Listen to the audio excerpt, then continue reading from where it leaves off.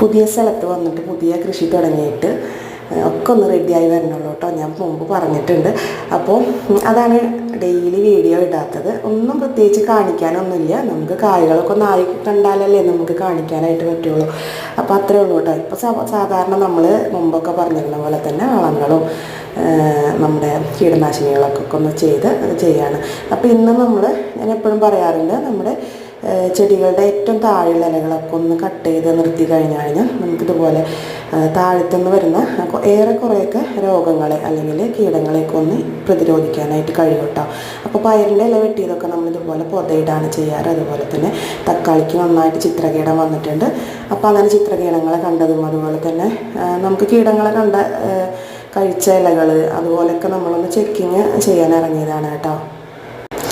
നമ്മൾ ജൈവ രീതിയിൽ കൃഷി ചെയ്യുമ്പോൾ എത്രത്തോളം നമ്മൾ സംരക്ഷണം കൊടുത്തു കഴിഞ്ഞാലും അതിൻ്റെ ആ സ്മെല്ല് പോകുമ്പോൾ നമുക്ക് കീടങ്ങളും കാര്യങ്ങളും വന്നു തുടങ്ങും. അപ്പോൾ നമ്മൾ ഇടയ്ക്കിടയ്ക്ക് ഇങ്ങനെ ശ്രദ്ധിച്ചുകൊണ്ടിരിക്കണം.